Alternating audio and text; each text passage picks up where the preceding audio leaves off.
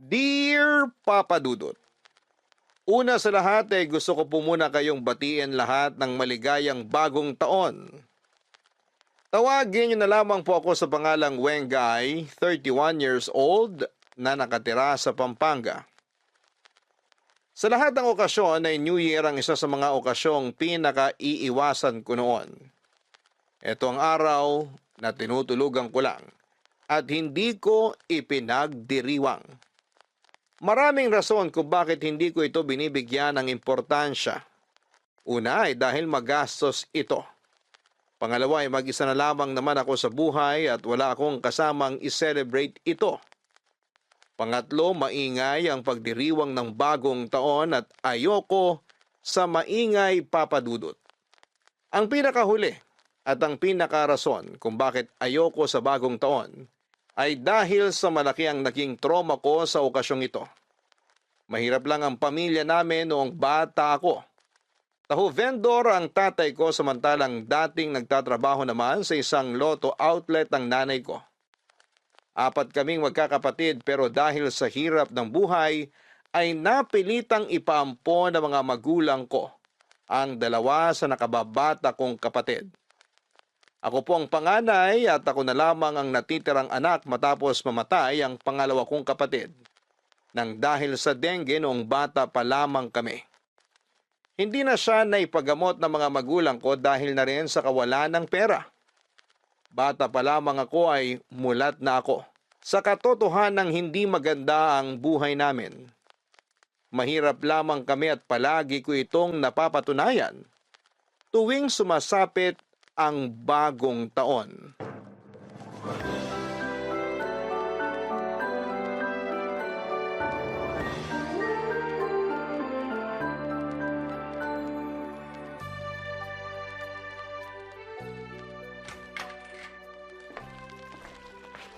Nay!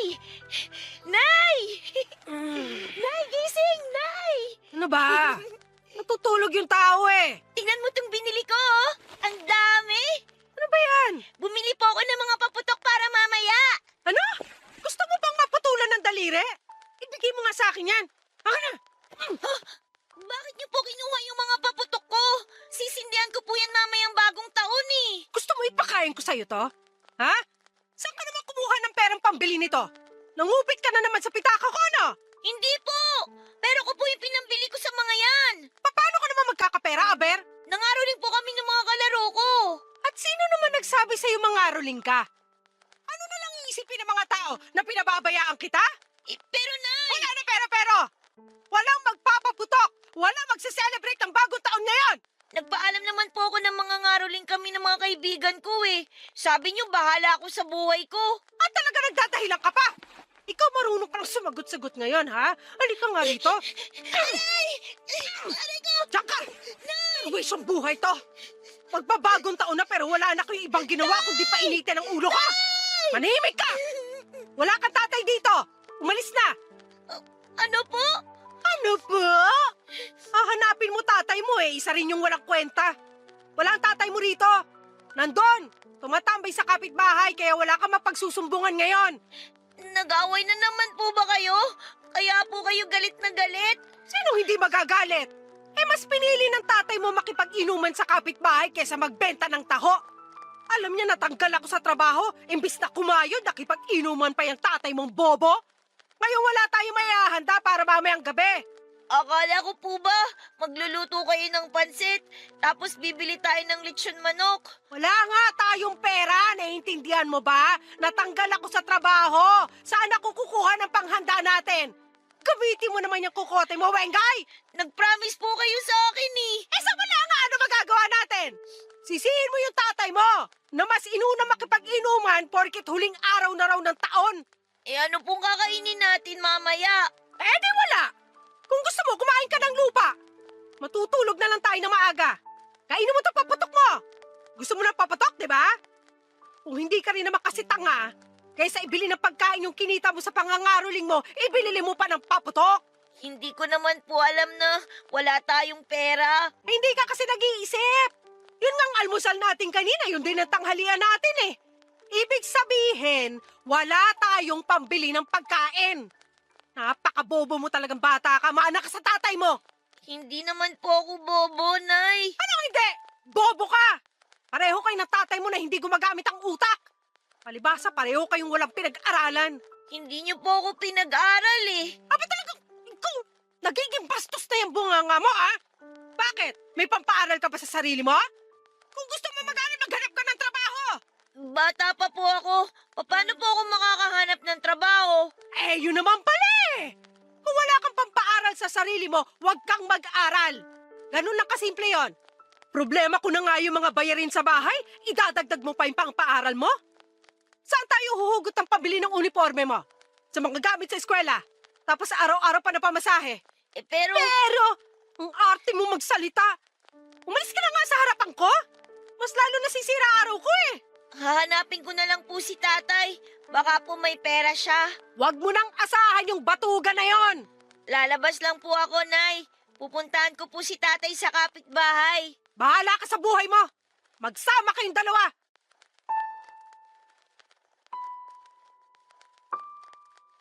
Isa yon sa pinakaunang memorya ko sa bagong taon na hinding-hindi ko pa rin makalimutan hanggang sa ngayon, Papa Dudut. Habang nag-iingay at nagsasaya noon ang lahat ng tao sa pagsalubong nila para sa bagong taon. Kami nila nanay at tatay ay nakahiga na lamang at tahimik na nakikinig sa mga malalakas na paputok sa labas. Itinago ng mga tunog na yon ang mga paghikbi ko dahil nagtatampo ako noon sa mga magulang ko. Walang selebrasyon na nangyari, walang pagkain na naluto para sa medianoche dahil wala rin naman kaming pera para doon. Bagong taon, bagong buhay, yan ang palaging inaasam ng bawat isa sa atin tuwing nagpapalit ang taon, pero para sa akin ay ilang beses man nating salubungin ang bagong taon na may dalang pag-asa ay wala pa ring nagbago sa buhay namin sa mga sumunod pang taon. Sa halip na maghanap ng bagong trabaho, ay iniasa na lamang ni nanay kay tatay ang pagbubuhat ng mga problema katulad ng mga gastusin at mga pangangailangan namin. Bilang isang tahu vendor na bitbit na nga ang mabigat niyang paninda, pasan pa nito ang buong pamilya namin. Dama ko ang paghihirap ng tatay ko lalo na noon na lagi pa siyang inaaway ni nanay kapag kakaunti lang ang kinikita nito sa paglalako ng taho. Kaya naman naintindihan ko si tatay kung bakit isang araw ay napagod na lang din siya. Walang paalam, walang pasabi ay bigla na lang niya kaming iniwan ni nanay at mas pinili niyang maghanap ng ibang pamilya na makakasama.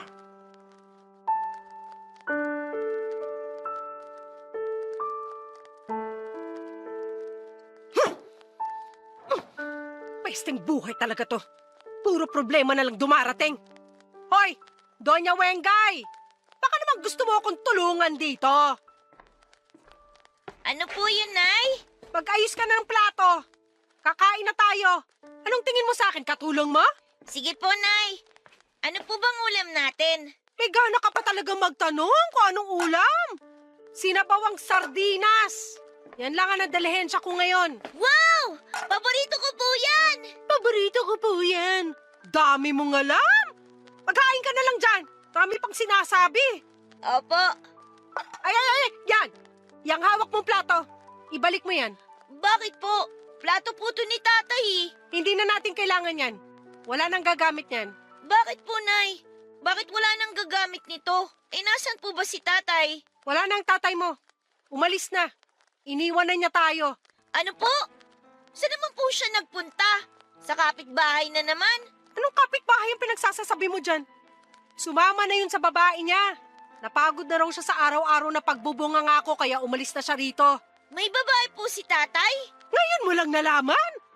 Matagal nang may babae yung hinayupak na yon. Bakit po? Ano bakit? Sa malanding lalaki yung tatay mo eh. Akala mo kung sinong gwapo. Pangit na nga't walang pera, makapal pa ang mukhang mambabae. Hindi po totoo yan, Nay. Hindi tayo kayang iwan ni tatay. Anong hindi kaya ginawa na nga niya? Bakit po siya hindi nagpaalam sa akin? Bakit? May magagawa ka ba kahit magpaalam siya sa'yo? Tulog ka kanina, kaya hindi ka na niya ginising. Palibhasa kasi lagi kang tinatanghali ng gising. Yan ang napala mo. Bakit po kasi lagi niyo siyang inaaway eh? Lahat na lang ng ginagawa niya, nagagalit kayo. At ako ba talaga sinisisi mo? Kasalanan niya kung bakit ko siya palagi pinapagalitan. Kung maayos sana siyang padre de pamilya, wala siyang maririnig sa akin. Napapagod din naman po kasi si tatay. Ang hirap po ng trabaho niya. Araw-araw siya nagbibitbit ng taho sa initan. Nakakapagod po kaya yun. Sa tingin mo siya lang ang pagod? Ako rin, Wengay. Pagod din ako. Pagod na ako sa kakaisip kung paano ko papakainin yung matakaw at bastos mong bunganga. Araw-araw pinoproblema ko kung paano ko babayaran yung mga utang ko para lang may maipakain sa pamilya natin. Pagod ang tatay mo, kamo? Wala naman yung naitutulong dito sa bahay eh. Yung kakarampot na kita niya, hinahati niya para sa bahay na to at para sa pang-inom niya. Pareho kaming pagod, pero siya may oras na magsaya, samantalang ako walang ibang pagpipilian kundi makinig dyan sa napakaarte mong pananalita. Kaya huwag mo ako sinasabihan na pagod ang tatay mo dahil mas pagod ako sa kanya. Paano na po yan, Nay? Tayong dalawa na lang pong magkasama dito? Kung gusto mo, umalis ka na rin. Layasan mo na rin ako para wala na akong problema. Hindi ko po gagawin yun, Nay. Hindi ko po kayo iiwan. Dito lang po ako sa tabi niyo. Ang sip-sip mo! Matapos mo ako sisihin sa pag-alis ng tatay mo, sa akin ka ngayong kakampi? Balimbing ka! Wala akong pakialam kahit sino pang kampihan mo sa aming dalawa. Kung gusto mo, hanapin mo tatay mo. Magsama kayong dalawa. Pareho ko po kayong mahal ni tatay. Kaya pareho ko rin po kayong gustong makasama. Ayoko pong mamili sa inyong dalawa, Nay. Napaka-plastic mo talaga. Kumain ka na nga lang dyan. Akala mo naman may magagawa ka pa eh. Wala ka namang ibang makakasama rito, kundi ako lang. Nang taong yun, mas naging malungkot na naman ang bagong taon ko, Papa Dudut. Sa pagkawala ni tatay sa buhay namin ay ramdam na ramdam ko ang paglagapak ng pamilya namin. Naging pabaya sa akin ang nanay ko habang naging abala naman siya sa mga kaibigan at paghahanap ng bagong pag-ibig. May mga araw noon na ako na mismo ang naghahanap ng makakain para lang hindi ko malamang sikmura ko. Naranasan kong mangalkal ng basura at manghingi ng pera sa mga tao para lang may maipanglaman ng tiyan. Nang taong yon ay natuto akong buhayin ang sarili ko ng mag-isa. Dahil kung aasa ako sa nanay ko ay wala akong mapapala. Nahihiyaman ay tinuruan ko ang sarili ko na kapala ng mukha ko para manghingi ng barya sa mga tao na sa tingin ko ay mas may kaya kesa sa akin. Nung nakita ni nanay ang ginagawa ko ay naisip niyang pagkakitaan ako. Araw-araw niya akong sinasamahan noon sa matataong lugar para bantayan ang perang nahihingi ko sa mga taong naaawa sa akin. Pagkatapos ng araw ay pinaghahatian namin ito. Ang pera ay napupunta sa akin, ang ginagamit ko sa pambili ng pagkain naming dalawa, samantalang ang hati naman niya ay ginagamit niya sa pansariling interes niya. Karaniwan ay winawaldas niya ito sa bisyo at noong ko na lang din nalaman na gumagastos din pala siya para sa mga lalaki niya, Papa Dudut. Sa ganong buhay na po ako nasanay, hanggang sa nagdalaga na ako. Papadudot mula sa pagiging pulubi noong bata ko ay namasukan ako bilang kasambahay noong nagdalaga ako. Na mga panahong yon ay sarili ko na lang din ang tanging maaasahan ko dahil malimit lang noon na magpakita sa akin si nanay kung kani-kaninong lalaki siya sumasama. Saka na lang siya umuuwi ng bahay tuwing iniiwan siya ng mga lalaking kinakasama niya. Katulad na lang noong bigla siyang umuwi sa bahay na puro pasa ang katawan. Tinakbuhan daw niya ang abusado niyang boyfriend. Nagulat ako noon dahil ang laki ng ipinayat niya. Awa at galit ang nararamdaman ko sa kanya noong araw na yon. Naawa ako sa sitwasyon niya samantalang nagalit ako dahil kung kani-kaninong lalaki kasi siya. Sumasama na siyang ikinapahamak niya. Pero kahit na ilang beses ko siyang pinagsabihan, hindi pa rin siya nagpapigil. Kapag nakakakilala ulit siya ng bagong lalaki, ura-urada niya akong iniiwan. Mabuti na lang kahit papaano, di tulad ni nanay, ay may nayahain pa rin akong pagkain sa kanya at nabibigyan ko siya ng pera kapag nanghihingi siya ng pera. Maaga akong natutong maging independent. Minsan kapag walang-wala ay natututunan ko na rin kumapit sa patalim para magkapera. Palagi ko noong pinapagalitan si nanay tuwing paiba-iba siya ng lalaki. Pero hindi ko inaasahan na maging ako ay ganun din ang gagawin ko. Lalaki ang naging takbuhan ko para magkapera. Kahit papaano may itsura din naman ako, Papa Dudut. Kapag may nanliligaw sa akin kahit na hindi ko mahal ay sinasagot ko sila. Malaki kasi ang natitipid ko kapag may boyfriend ako, lalo na kapag palagi nila akong binibigyan ng pagkain. Wala akong ibang choice dahil yun na ang pinakamadaling paraan para matulungan ko ang sarili ko. Ganon pa man ay hindi nagtatagal ang mga nakakarelasyon ko dahil matapos nila akong pagsawaan ay agad nila akong iniiwan.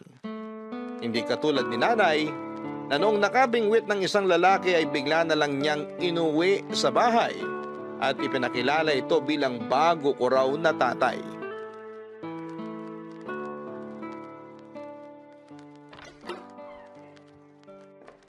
Wengay!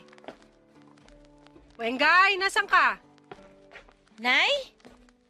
Nay, mabuti naman naisipan niyo nang umuwi. Halika rito. May papakilala ako sa'yo. Sino po? Teka, nasa na ba yun? Hoy! Esting! Halika! Pumasok ka rito! Anong ginagawa mo dyan sa labas? Ito na ba yung anak mo? Oo, siya nga. Ito si Wengay. Wengay, ito naman si Esting. Boyfriend ko siya. Boyfriend? Hello po, maupo muna po kayo. Salamat. Ano makakain dyan? Maglabas ka nga ng merienda. Nakakahiya sa bisita. Sandali lang po, may soft drinks po sa ref. Maiwan ko po muna kayo, kukuha lang po ako ng makakain. Sige lang, Iha. Dalaga na pala yung anak na sinasabi mo. Akala ko bata pa. Oo, matanda na siya kaya nga pwede ko na siyang iwan eh. Kaya naman niya sarili niya. Nasaan yung mga kapatid niya? Nag-iisang anak lang ba siya? 4 sila, pero yung 2 ay pinaampon namin. Yung isa naman namatay sa sakit, kaya siya na lang natira. Hindi mo na ba hinanap yung ibang anak mo? Bakit ko pa hahanapin yung mga yun? Kaya ko nga sila ipinamigay para mabawasan problema ko sa buhay eh. Tapos hahanapin ko ulit. Para saan? Para magka-problema ulit? Wag na. Anak mo pa rin naman yung mga yun. Hindi mo ba sila namimiss? Hindi. Masaya na sila sa buhay nila. Kaya hindi ko na sila pwedeng guluhin. Okay na ako sa ganitong buhay. Heto po, magpalamig po muna kayo. Sakto may natira sa 1 litrong soft drink na binili ko po kagabi. Ano ba yan? Tira-tira lang ihahain mo sa amin? Konti lang naman po yung nabawas dyan. Sus, Ilang taon ka na pala, Wengay? 20 na po. Nagtatrabaho ka na o nag-aaral pa? Nagtatrabaho na po. Hindi ako nakapag-aral eh. wala akong perang pampaaral dyan. Tsaka sayang lang yung pera. Hindi naman yung matalino eh. Buksan mo nga yung electric fan ng init. Wala po tayong electric fan, Nay. Matagal nang sira. Ang buraot naman. Ba't di mo pinaayos? Naku, Wengay, kahit kailan talaga. Tumanda ka na't lahat hindi ka pa rin nag-iisip ng maayos. Manang-mana ka sa tatay mong walang kwenta. Inuna ko po kasing bayaran yung mga kailangang bayaran. Tsaka mag-isa lang naman po ako rito kaya hindi ko na kailangan ng electric fan. May bintana naman eh, tsaka pamaypay. Palibasa, sarili mo lang iniisip mo. Di mo na naisip paano na lang kapag umuwi ako?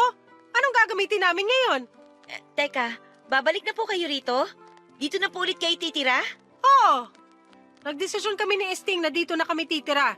Kaya ipaayos mo yung electric fan para may magamit kami. Nagpasabi po sana kayo para nalinisan ko yung isang kwarto. Ginawa ko na po kasing tambakan yun eh. Doon ka na lang magkwarto. Tapos yung gamit mo ngayon, yun ay ipagamit mo sa amin. Okay po, sige po. Maglilinis na lang po ako mamaya pagkatapos ko sa trabaho. Ano bang trabaho mo? Katulong yan. Yun lang naman ang kayang trabaho niyan eh kasi wala namang pinag-aralan. Pero mabuti, may trabaho pa rin. Yung iba nga, tambay lang eh. Maiba po tayo. Paano po kayo nagkakilalang dalawa? Nakita ko to si Esting sa construction. Sinitsitan ako. Ang ganda naman kasi ng nanay mo eh. Kaya hindi ako nakapagpigil. Makailang beses siyang dumadaan-daan sa construction site namin. Kaya akala ko nagpapapansin. Ang kapal ng mukha mo? Bakit naman ako magpapapansin sa'yo? Hindi ba yun ang ginagawa mo kaya lagi kang balik ng balik dun sa construction site? Hindi excuse me. Kung ganun, sino naman po sa inyo una nagparamdam? Siya yung lalaki. Ngayon, siya na ang bago mong tatay. Kalimutan mo na yung ama mo na walang kwenta. Hindi naman niya kailangan gawin yun. Hindi mo kailangan ituring na ama. Pero kung gusto mo, pwede rin naman. Sige po, susubukan ko po. Magmerienda na po kayo. Magbibihis lang po ako. Papasok pa po kasi ako sa trabaho eh.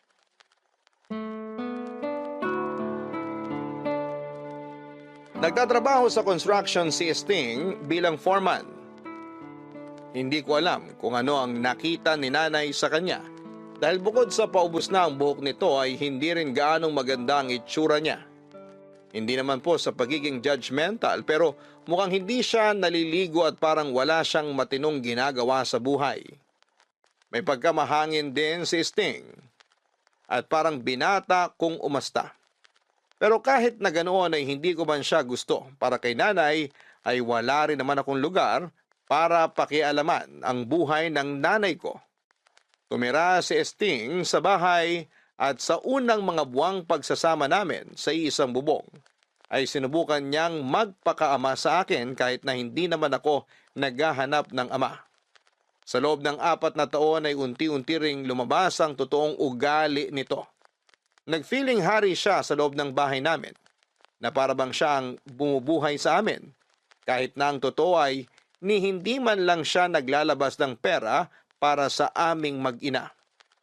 Naging palamunin lamang siya at sa halip na si nanay lang ang inaalagaan ko ng time na yon ay dumagdag pa siya. Katulad na lang noong first time niyang mag-celebrate ng bagong taon sa amin. Sa unang pagkakataon ay inakala kong magkakaroon ako ng maayos na handaan sa bahay. Dahil malaki-laki ang nakuha kong bonus mula sa mga amo ko. Ang mga pagkaing hiling ko lang noong bata pa lamang ako ay inihanda ko para sa New Year. Pero ang inaasahan kong magandang selebrasyon ay nauwi sa gulo, papadudot dahil kay Sting. Sa susunod, tawagan mo ako. Hindi yung bigla-bigla ka na lang susugod sa bahay ng kaibigan ko para magkalat. Nakakahiya ka. Sa tingin mo, hindi ko ginawa yon? Kanina pa ako tawag ng tawag sa'yo. Sabi ko naman sa'yo, pauwi na ako. Ano bang hindi mo maintindihan doon? Bakit kailangan mo pa ako sunduin? Ginawa mo pa akong bata sa harap ng mga kumpare ko. Yan ang napapala ng hindi nakikinig. Sinabi ko umuwi ka ng 10:00, hindi mo ginawa? Ano, doon ka na magbabagong taon? Paulit-ulit ka naman eh. Parang ka sirang plaka. Sabi ko nga pauwi na ako. Pauwi na ako kanina. Naiintindihan mo ba? Ulitin ko ba? Pauwi na ako kanina. Hindi ka lang makapaghintay. Ako pa uutuin mo. Sting, alam ko ng ugali mo. Sinong niloko mo? Pauwi mo mukha mo. Todo laklak ka pa nga nung nakarating ako doon eh. Saan doon yung pauwi? Ha? Wag ako, Sting, ha? Nay, Chong Sting, ba't na naman ba kayo nag-aaway? Bisperas ng bagong taon, no? Ang init ng ulo nyo. Pagsabihan mo tong nanay mong KJ, hindi marunong lumugar. At ako pa talaga yung di marunong lumugar. Ikaw nga yung nagsusumiksik dito. Dapat ikaw yung lumugar. Ano sabi mo? Tama na po yan. Totoo naman, di ba? Ayoko nga sanang tawagin ka ron sa kalagitnaan ng inuman nyo. Pero sa kapal na mukha mo, kailangan pa talaga na sunduin ka. Nay, tama na yan. Lasing si Chong Sting. Huwag niyo na siyang patulan. Lasing ako pero alam ko ang naririnig ko. Huwag kang makialam dito, Wengay. Away namin to ng nanay mo. Hindi po ba pwedeng ipagpabukas niyo na lang yung away niyo? Magbabagong taon tayong ganito na maiinit sa mga ulo niyo? Alam mo, Wengay, isa ka pa eh. Kung ayaw mo makarinig na nag-aaway, lumabas ka. Nangingialam ka sa away ng may away. Akala mo naman may magagawa ka.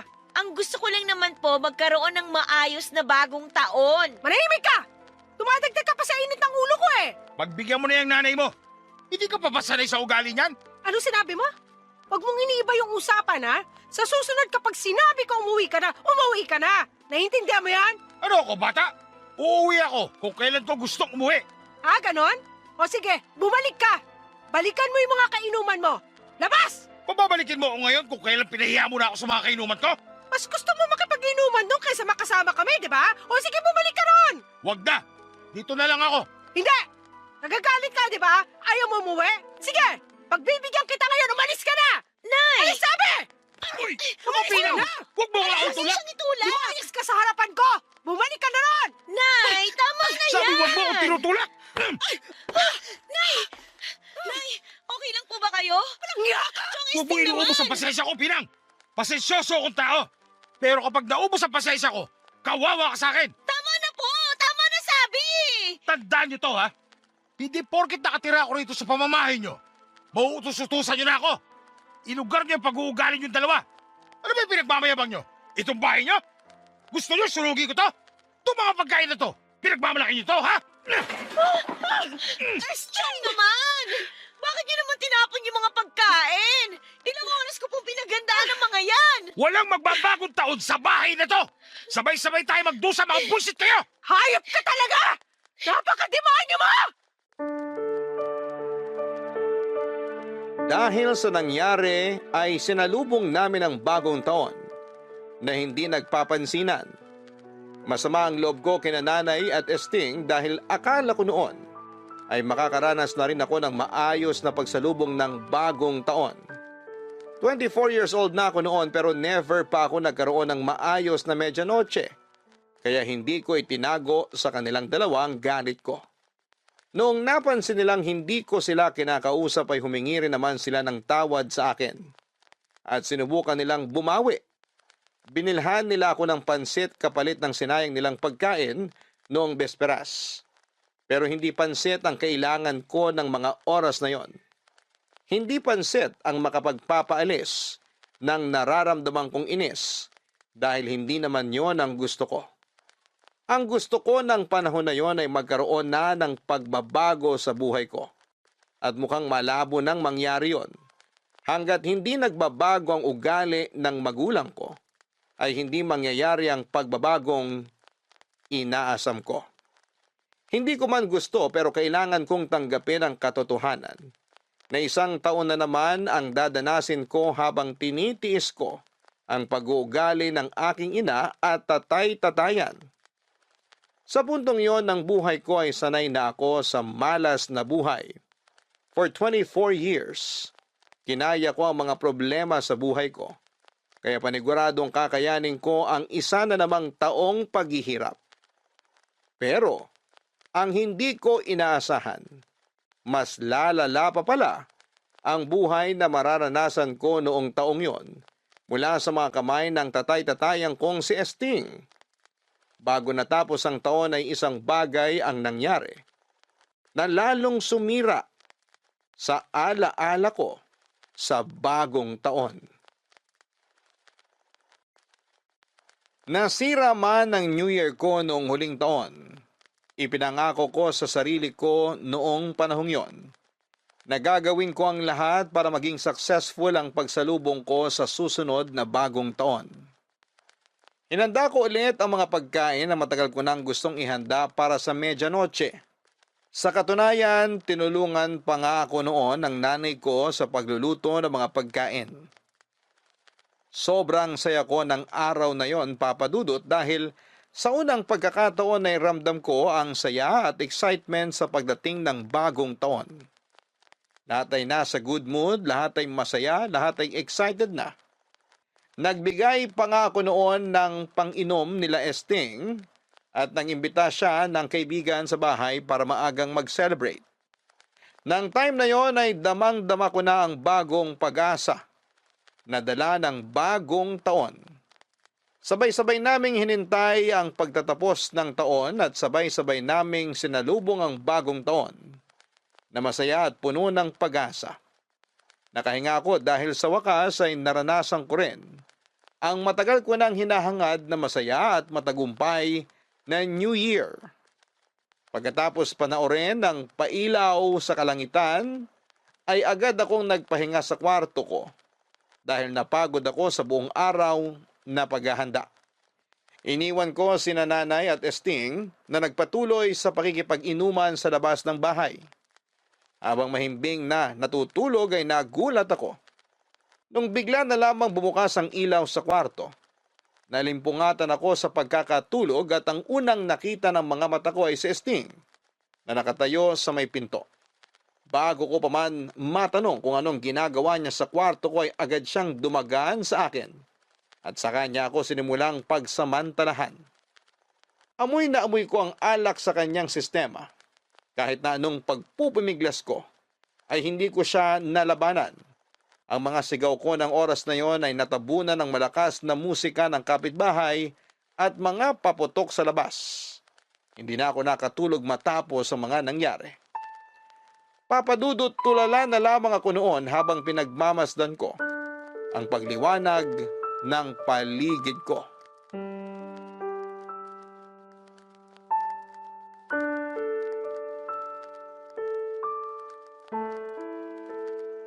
Wengay! Tulog ka pa ba? Pagbuksan mo nga ako ng pinto!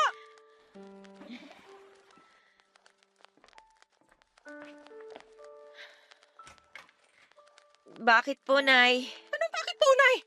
Anong oras na wala kang planong lumabas dyan sa lungga mo? Sinong inaasahan mo magluto ako? Gusto ko lang po sana munang mapag-isa.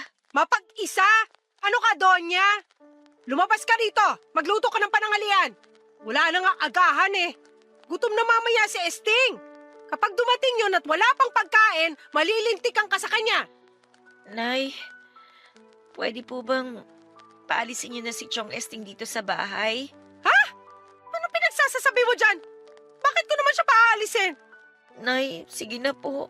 Anong nakain mo? Adik ka ba? Tsaka bakit namumula yung mga mata mo? Nay, pinagsamantalahan po ako ni Chong Esting kagabi. Bakit ka naman niya pagsasamantalahan? Eh, hindi ka naman kagandahan. Totoo po yung sinasabi ko. Nung natulog na kayo, pumasok siya dito sa kwarto ko. Paano naman siya makakapasok sa kwarto? May palagi ka nga naglalak ng pinto. Gumagawa ka ng kwento eh. Hindi po ako naglak ng pinto ng kwarto kagabi. Nakalimutan ko po sa sobrang pagod. O tapos? Baka naman ginusto mo yun nangyari. Imposible naman nakalimutan mo lang maglak ng pinto. Naku, Wengay ha? Aagawan mo pa ako? Sa akin lang si Esting. Naintindihan mo? Wala akong pakialam sa hayop na boyfriend nyo. Manyaki siya! Rapist siya! Maghinay-hinay ka sa mga pinagsasasabi mo. Kapag narinig ka ng mga kapitbahay natin, ano na lang iisipin nila? Dapat lang malaman ng lahat na rapist ang Esting na yan! Wengay! May prueba ka? Ha? Paano mo mapapatunayan na ginalaw ka nga ni Esting? Nay, mas kakampihan niyo po yung hayop na lalaking yon kesa sa akin. Anak niyo ako! Tatay mo siya. Hindi ko siya tatay! Kahit kailan hindi ko siya tinuring na tatay! Ay di wag! Pero kung ayaw mo sa kanya, huwag kang gagawa ng kwento. Para lang sirain kaming dalawa. Hindi ko siya sinisira dahil totoo yung sinasabi ko. Pinagsamantalahan niya ako, Nay! Kung may katotohanan man yung mga pinagsasasabi mo, kalimutan mo na lang yung nangyari. Bagong taon na. Hindi na magandang magtanim ng sama ng loob, lalo na sa pamilya mo. Paano niyo nasasabi yan, Nay? Ha? Nirape ako ng kinakasama niyo. Paano niyo nasasabing kalimutan ko lang yung nangyari? O ano gusto mo mangyari? Ipakulong siya. Oo! Gusto ko siya mabulok sa kulungan! Sisirain mong pamilya natin? Para lang dyan? Hindi ko siya pamilya at huwag niyong nilalang yung nangyari! Nay! Anak niyo ako! Bakit hindi ako ang kampihan niyo? Matagal ako naghanap ng isang lalaking tatayo bilang ama mo. Matapos kang iwan ng sarili mong tatay, ngayong may kinikilala ka ng ama, ganito ang gagawin mo? Hindi ko kailangan ng ama. Nanay ang kailangan ko. Gusto ko ng kakampi. Yung taong papanig sa akin kapag inagrabyado ako. Nakakalungkot lang isipin na nawala na nga ako ng tunay na ama. Hindi pa ako magawang ipaglaban ang sarili kong ina. Huwag mo ko inaartehan dyan, Wengay, ha? Sige, magsubok ka sa polis. Hindi lang ama ang mawawala sa'yo. Kung sa bagay, matagal na rin naman ako nawalan ng magulang. Kung tutusin, sanay na ako mag-isa eh. Ano ba nga bang aasahan ko sa inyo kung simula pa man noon, pinabayaan niyo na ako? Anong sabi mo? Ha? Wala kang utang na loob? Ako nagluwal at nag-alaga sa'yo! At yung niluwal at inalagaan niyo, hinalay ng kinakasama niyo! Tumigil ka na! Nangyari na ang nangyari. Wala kang mapapala kahit magngangangawa ka pa dyan. Ang gawin mo, lumabas ka ng kwarto mo at magluto ka ng pananghalian. Ako na nga na malengke, ako pa asahan mo magluluto. Tigilan mo na yung pag-iinarte mo dyan. At wala akong panahon para sa mga katrabahan mo sa buhay. Papadudot lumubog ang puso ko noong sa halip na kampihan ako ng sarili kong ina, ay siya pa mismo ang nagpaliwanag sa ginawa sa akin ni Esting. Hindi niya kinausap si Esting tungkol sa nangyari at hindi na rin naungkat pang muli ang kababuyang ginawa sa akin ni Esting. Punong-puno ng pagkasuklam ang puso ko noon dahil pakiramdam ko'y wala akong kakampi. Mag-isa kong dinanas ang pagkamuhi at pandidiri sa ginawa nila sa akin. Ginawa ko ang lahat para iwasan si Esting sa bahay. Bumabaliktad ang sikmura ko tuwing kinakausap niya ako na parabang wala siyang ginawang masama sa akin. Nagsimula akong maramdaman ang takot sa kanya. At ang mas malala pa, ay wala man lang ginagawa ang nanay ko tungkol dito. Inayaan lang niya kaming magkasama ni Esting sa bahay. Dahil sa nangyari. Tuwing nilalapitan niya ako ay agad na bumibilis ang tibok ng puso ko. Dahil sa nangyari ay natuto akong mag-lock ng pinto ng kwarto, pati na rin kapag gumagamit ako ng banyo. Pero kahit na anong pag-iingat ko, ang nangyari sa akin ng bagong taon ay nangyari ulit, Papa Dudut. Hindi lang isang beses kundi makailang ulit niya akong pinagsamantalahan. Hindi ko na noon nakayanan pang ginagawa nila sa akin kaya ako na mismo ang umalis. Nag-request ako sa amo ko kung pwede bang mag-stay in na lamang ako sa kanila. At nung nalaman nila kung ano ang dahilan ko ay agad naman silang pumayag. Sa katunayan ay nagsuggest pa silang isumbong ko sa pulis ang nangyari sa akin pero dahil sa ayoko na ulit silang makita ay pilit ko na lamang kinalimutan ang mga nangyari. Ganon pa man. Kahit nagpakalayo-layo na ako, ay hindi pa rin ako tinantana ni Esting, Papa Dudut.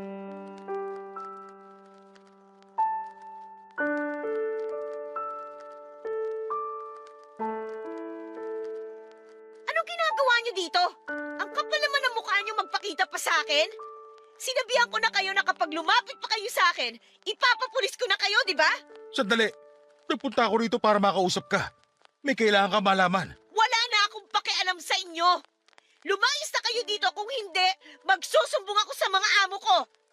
Alam nila kung ano mga kahayupang ginawa mo sa akin. At willing silang tulungan ako na ipakulong kayo. Wengay, makinig ka muna. Tungkol ito sa nanay mo. Wala na akong nanay. Mas pinili ka niya kaysa sa sarili niyang anak. Kaya wala na kayong aasahan pa sa akin. May sakit ang nanay mo. Kailangan ka niya ngayon. Ha? Ano nangyari sa kanya? Na-stroke si Pinang. Ano? Nasaan siya ngayon? Nasa bahay na siya. Nagpapagaling. Ay bakit hindi niyo pa siya dinala sa ospital? Nanggaling na kami doon. Kakauwi lang namin kahapon. Ang totoo niyan, ayaw niya sanang ipalam sa'yo kung ano yung nangyari. Hindi niya alam na nandito ako ngayon. Kumusta na ang lagay niya? Baldado na si Pinang. Hindi na siya makalakad ng maayos. Hindi na siya makagalaw ng maayos. Paano ko malalaman kung totoo yung mga sinasabi mo? Wala na akong tiwala sa'yo. Anong mapapala ako sa pagsisinungaling? Alam kong marami kami nagawang kasalanan sa'yo ni Pinang. Pero maniwala ka man sa hindi, nagpapakabuti na kami ngayon simula nung iniwan mo kami. Nagbago na kami, Wengay. Hindi nga dapat ako hihingi ng tulong sa'yo eh. Pero wala na talaga ako ibang malapitan. Anong klaseng tulong naman ang kailangan mo? Wala akong pera. Wala pa akong ipon ngayon. Hindi pera ang kailangan namin kundi suporta mula sa'yo. Naghahanap na ako ng trabaho ngayon. Kailangan ng nanay mo na matinding gamutan para makarecover siya. Pero hindi ko siya pwedeng iwan. Gawa nga ng hindi niya na kayang igalaw pa yung kalahating parte ng katawan niya. Ang gusto ko lang naman mangyari bantayan mo siya habang wala ako sa bahay. O paano tong trabaho ko? Mababait naman ang mga amo mo eh. Siguro naman, maiintindihan nila yung sitwasyon mo ngayon. Papayagan ka naman siguro nila kapag nagpaalam ka ng maayos sa kanila. Susubukan ko muna silang kausapin. Maraming salamat. Kinapalan ko talaga ang pagmumukha ko para... Hindi mo ako kailangan pasalamatan. Babalik lang ako sa bahay para kay nanay at hindi para sa'yo. Pero may kondisyon ako. Ano yun? Gagawin kong lahat para lang matulungan mo ang nanay mo. Huwag mo kong kakausapin. Huwag mo kong lalapitan. Layuan mo ako kapag nasa bahay ako. Babantayan ko lang si nanay doon. Pero wala nang rason para magkaroon pa tayo ng ugnayan. Naiintindihan ko. Huwag ka mag-alala. Kung yan ang hiling mo, gagawin ko yan ng buong puso. Sana mapatawad mo na ako sa nagawa ko. Hindi na kita mapapatawad sa ginawa mo sa akin. Sinira mo yung buhay ko. Hindi ko bibigay sa iyo yung kapatawaran na hinihingi mo hanggat nabubuhay pa ako. Dahil walang kapatawaran ang ginawa mo sa akin. Alam kong mahirap magpatawad. Pero tao lang naman tayo. Ang Diyos nga nagpapatawad. Huwag mo ko itulad sa Diyos. Hindi ako santo. At kahit ano pang gawin mo, hindi na mawawala sa isipan ko yung kahalayang ginawa mo sa akin. Araw-araw kitang isusumpa hanggang sa dumating sa'yo yung karma na nararapat lang para sa'yo. Ito na yung karma ko. Pinagdadaanan ko na ngayon ang karmang sinasabi mo. Hindi mo to pwedeng ituring na karma kung si nanay naman ang naghihirap para sa mga kasalanang ginawa mo. Alam ko may mas mabigat pang darating para sa'yo. Yun ang hintayin mo. Hindi natutulog ang Diyos. At alam ko may nakahanda na siyang parusa para sa'yo. Sana balang araw... Huwag ka nang umasa. Makakaalis ka na kung wala ka nang ibang sasabihin pa. Wala na. Aantayin na lang namin ni Pinang ang pagbabalik mo. Kailangan ka ng nanay mo kaya sana makauwi ka na sa lalong madaling panahon. Uuwi ako para sa kanya, para sa nanay ko. Sabihin mo sa kanya na hintayin niya ako. Sige, mauna na ako. Alam kong walang kwenta ang nanay ko at tanging kapakanan lamang niya ang iniisip niya, pero kahit na ganun yon, Papa Dudut, ay mahal ko pa rin siya.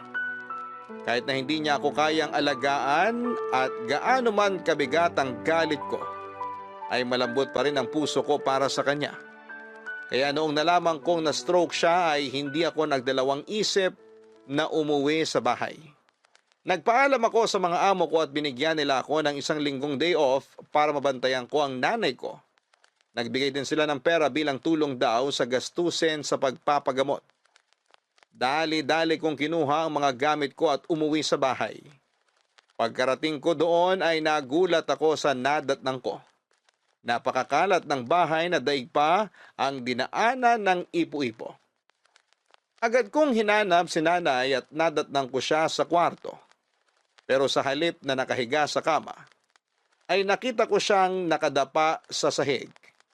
Akala ko nga noon ay patay na siya, Papa Dudut, dahil wala siyang malay at puro pasa ang katawan nito.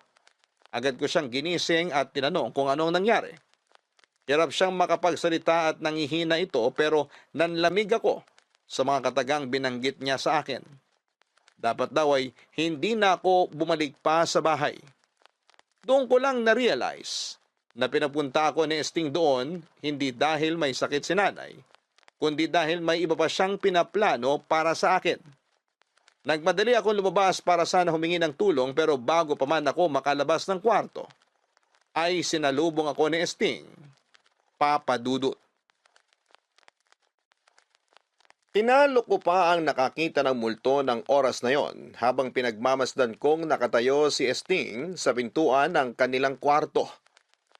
Ang kabog sa dibdib ko ay katulad ng kabog ng fireworks sa kalangitan tuwing bagong taon na sunod-sunod na pumuputok. Ganon pa man ay tinapangan ko ang sarili ko, Papa Dudut. Hindi ko ipinakita kay Esting ang panghihina ng mga tuhod ko. Pero ang tapang na yon ay agad ding nawala noong ipinakita na nito ang hawak niyang patalim. Nagsimulang manginig ang kalamnan ko. Halata sa mga kilos nito, nalulung siya sa ipinagbabawal na gamot. Namumula ang mga mata niya at ang ngiti sa mga labi nito ay daigpang sa demonyo. Hindi na siya nagsayang pa ng oras. Inutusan niya akong hubarin ang suot kong damit, Papa Dudut, habang nangingilabot ang buo kong katawan. Ay sinunod ko ang gustong mangyari ni Esting. Para siyang asong ulol na naglalaway habang papalapit siya sa akin. Dinig na dinig ko naman ang daing ni nanay na nung oras na yon ay nasa lapag pa rin. Sinimulan niya akong hawakan sa katawan. Habang ang buong atensyon nito ay nasa katawan ko, ay tinadyakan ko siya sa pribadong parte ng katawan niya. Nabitawan niya ang hawak niyang patalim at napahiga habang namimilipit sa sakit. Kahit walang saplot ay nagmadali akong lumabas ng bahay at nagpatulong sa mga taong nasa labas. Mabilis naman silang rumesponde at pinagtulungan nila si Sting habang inaantay ang barangay na siyang dumampot sa kanya, Papa Dudut. Wengay, parang awa mo na. Patawarin mo na ako. Kahit ilang kapatawaran pa ang hilingin mo sa akin, hinding-hindi kita mapapatawad. Bigyan mo pa ako ng isa pang pagkakataon. Magbabago na ako. Gagawin ko lahat ng gusto mo. Huwag mo lang ako ipakulong. Magdusa ka ngayon! Wengay naman, tatay mo ko. Hindi kita tatay! Wala akong tatay na katulad mo! Kaawaan mo naman ako. Hindi dapat kinakaawaan ng isang tulad mo. Ito na yung karma mo, Chong Esting. Mabulok ka na sa kulungan. Sana pagdusahan mo rin ang pinagdaanan ko sa mga kamay mo. Sana maranasan mo rin ang doble pa ang mga ginawa mo sa akin. Pakiusap naman. Patawad. Patawarin mo na ako. Magbabago na ako, pangako. Wala akong pakialam kahit magbago ka pa. Matagal kong hinintay ang araw na to. Araw-araw ko pinapanalangin ang hustisyang matagal ko nang sinisigaw. At ngayon yung araw na yon. Nakamit ko na yun ngayon. Paano na si Pinang? Kailangan ako ni Pinang. Kailangan ako ng nanay mo. Hindi niya kaya na wala ako sa tabi niya. Hindi ka kailangan ng nanay ko. Mulat na siya sa kademonyohan mo. Kitang-kita na niya mga sungay mo, kaya wala ka nang aasahan sa kanya. Mahal namin ang isa't isa. Hindi mo kami masisira. Mahal ka niya pero kailanman hindi mo siya minahal. Ginamit mo lang yung nanay ko para may matirahan ka. Kung naloko mo nanay ko ako, hindi mo ako manaloko. Wala kang utang na loob. Ako tumayo bilang ama mo nung iniwan ka na sarili mong tatay. Ako pumalit sa trabaho niya bilang tatay mo. Hindi kita hiniling para maging tatay. Kaya ko mabuhay ng walang tatay. Kaya kong alagaan ang sarili ko, kaya wag mo palabasin na may ambag ka sa buhay ko. Dahil ang tanging ginawa mo lang sa akin, alam mo kung ano? Yung sirain ako. Wala akong utang na loob sa'yo. Matapos sa mga ginawa ko sa inyo mag-ina, ganito igaganti mo sa akin? Sa mga bagay na ginawa mo sa aming dalawa, dapat lang nagantihan ka namin. Alam mo kung tutusin, kulang pa nga to eh. Hindi sapat ang kulungan para sa mga hayop na katulad mo. Dapat nga hindi ka namin inihahalin tulad sa hayop eh. Kasi yung hayop, mas matino pa kaysa sa'yo.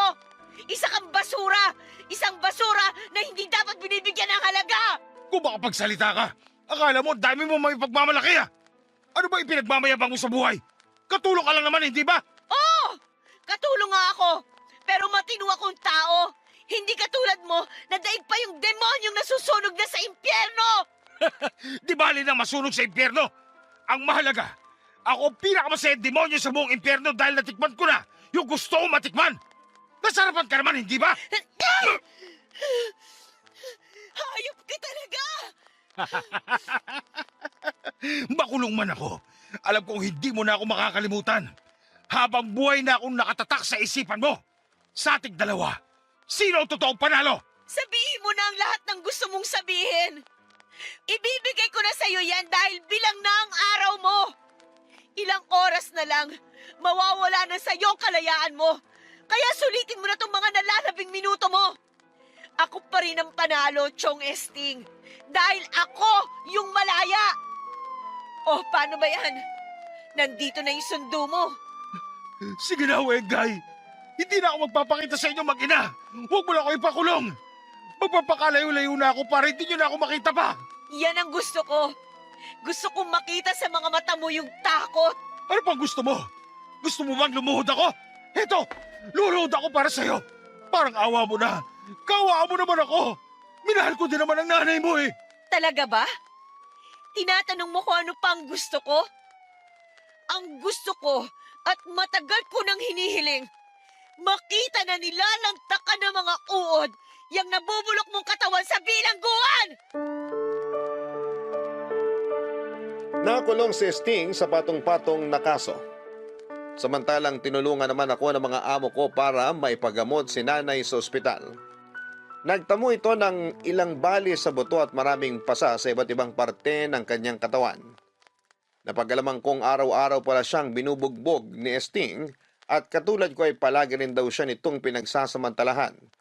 Lalo na kapag high ito sa ipinagbabawal na gamot. Naawa man ako sa pinagdaanan niya pero hinayaan niya kasing maging ganon si Sting, Papa Dudut.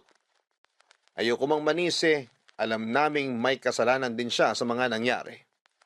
Siya ang nagdala ng sigalot sa pamilya namin at pareho namin yung pinagdusahan.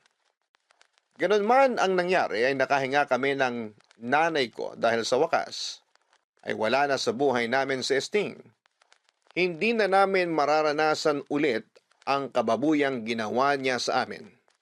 Matapos magpagaling ay humingi ng tawad sa akin si nanay at nangako siyang babawi siya sa akin. Ilang beses ko nang narinig ang mga salitang yon at ilang beses na rin itong napako. Kaya hindi na ako umasa pa na magbabago si nanay. Pero pinatunayan niya sa akin na tunay nga siyang nagsisisi sa mga nangyari. Sa mga sumunod na buwan ay naghanap siya ng trabaho at tumigil na rin sa pakikipagkilala sa iba't ibang lalaki. Sa unang pagkakataon, bumawi nga siya sa akin. Sa unang pagkakataon ay naramdaman ko ang kalinga ng isang magulang. Sa unang pagkakataon ay nagkaroon ako ng isang ina na matagal ko nang gustong maranasan, Papa Dudut. Sabay kaming bumangon ni Nanay Pinang at sa mga sumunod na pagtatapos ng taon ay nagkaroon kami ng masagana at tahimik na selebrasyon.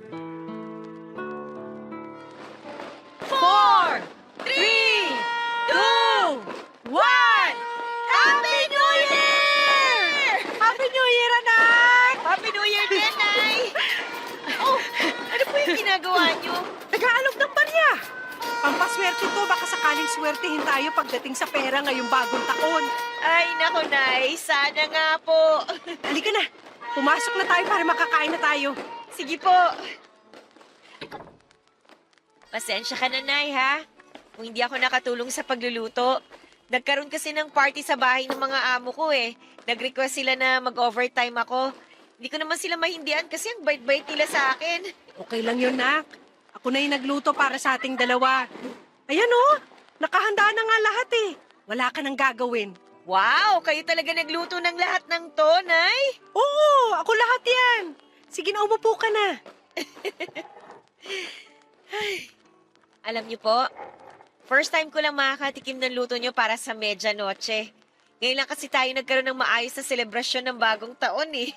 Pasensya ka na, Wengay. Kung nitong nagdaang taon, napabayaan kita. Masyado ako naging makasarili sa puntong hindi na kita naalagaan bilang anak. Aminin ko, medyo may tampo ko sa inyo noon, Nay. Nakakainis kasi yung mga desisyon niyo eh. Pero narealize ko rin naman na yung buhay niyo ngayon eh, first time niyo lang din na danasin. Kaya sinubukan ko po kayong intindihin sa abot ng makakaya ko. Alam kong marami akong kasalanang nagawa sa'yo. Isa sa pinagsisisihan ko ngayon nung dinala ko rito si Esting. Masyado ako nabulag sa pagmamahal ko sa kanya sa puntong hindi ko na nakita yung mga maling ginagawa niya. Sorry talaga kung wala ako nung nangangailangan ka ng kakampi. Sorry kung sa halip na ikaw ang kampihan ko, kay Esting pa ako pumanig. Yung nangyari sa akin, habang buhay na lamat yun na dadalin ko hanggang sa pagtanda ko. Pero wala kayong kasalanan doon, Nay. Si Esting ang may kasalanan sa akin. At kung may mali man kayo, yun yung hindi niyo ako pinaniwalaan. Masama akong ina, alam ko yon. Hindi ako naging mabuting ehemplo sa'yo. Sarili mong ina yung nagpahamak sa buhay mo. Lahat ng yon dahil lang sa kagagahan ko. Pero pangako ko sa'yo, babawi ako. Pupunan ko lahat ng pagkukulang ko sa'yo simula nung bata ka pa. Salamat, Nay. Mabuti naman po at natauhan na kayo. Sana nga magbago na kayo. Kahit huwag na kayong bumawi sa akin. Kahit para sa sarili nyo na lang po. Mas mapapanatag pa yung loob ko kapag nakita ko kayong inaalagaan nyo yung sarili nyo. Hindi yung katulad ng dati na mali-mali yung mga pinipili nyong desisyon. Nagawa ko lang naman yon dahil pangarap ko rin magkaroon ng maayos na buhay, ng masayang pamilya. Hindi yun naibigay ng tatay mo, kaya naghanap ako ng pupuno sa puwang na yon. Umasa ako noon na si Esting na makakagawa nun, pero sa halip na kaginhawaan ng ibigay niya, mas lalo pa tayong nalugmok. Hayaan nyo na po yung nangyari, Nay. Matuto na lang po tayo sa mga pagkakamali natin. Yun ang maganda sa bagong taon eh. may kakayahan tayong magsimula ulit. Tsaka kalimutan yung mga masasamang nangyari sa nakaraan. Ngayong bagong taon, Nay, magsimula ulit tayo. Sige, gawin natin yan. Kahit hindi na tayo buo, kahit dadalawa na lang tayo, subukan nating ayusin ang buhay natin. Magtulungan po tayo, Nay, ha? Makakaasa ka. Nangangako ko sa'yo na hindi na kita iiwan. Alam niyo, Nay, sobrang saya ko ngayon. Matagal ko pong hiniling na mangyari tong araw na to. Hindi niyo alam kung gaano kasaya yung puso ko ngayon. Ako rin. Masaya ako. Sobra. Ano, Nay? Kain na tayo? O sige, etong plato. Salamat po. Ano po tong dilaw na kakanin? Arroz Valenciana yan. Parang paella pero Pinoy version. Namana ko yan sa lola mo. Ganyan ang laging niluluto niya para sa amin nung bata pa lang kami. Ah, mukhang masarap po yan ah. Amin na yung plato mo. Lalagyan ko.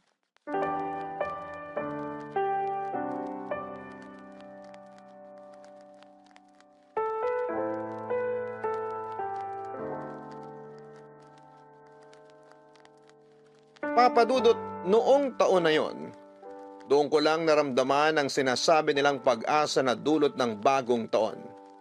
Noon lang ako nagkaroon ng excitement na harapin ang bagong buhay na dala ng pagpapalit ng taon.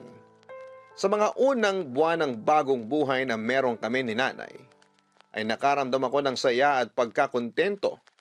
Pero sa kasamaang palad ay muling nanumbalik ang dating ugali ni nanay.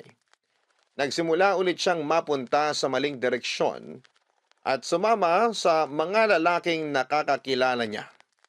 Nadismaya ako dahil nagtiwala akong tuluyan ng magbabago si nanay, pero totoo nga siguro ang kasabihan na mahirap nang palitan ng ugaling matagal nang nakasanayan. Katulad ng dati kong ginagawa ay wala akong ibang choice kundi ang tanggapin na lamang ang buhay na pinili ng aking ina. Hinayaan ko na lamang nakapalaran na magdikta ng buhay niya. Basta ang panalangin ko lang ay hindi na maulit pa ang ginawa sa kanya ni Esting. Muli akong iniwan ni nanay at simula noon ay hindi na ulit kaming nagkita pang dalawa. 5 taon na ang lumipas simula noong araw na yon, papadudot. Maayos na ang buhay ko ngayon, mag-isa man ay may maayos naman akong trabaho kaya masasabi kong nasa tahimik na buhay na ang kalagayan ko. Sa loob ng 5 taon na yon ay never akong nag-celebrate ng New Year. Sa kalagitnaan ng pagsasaya ng lahat ay tulog lamang ako.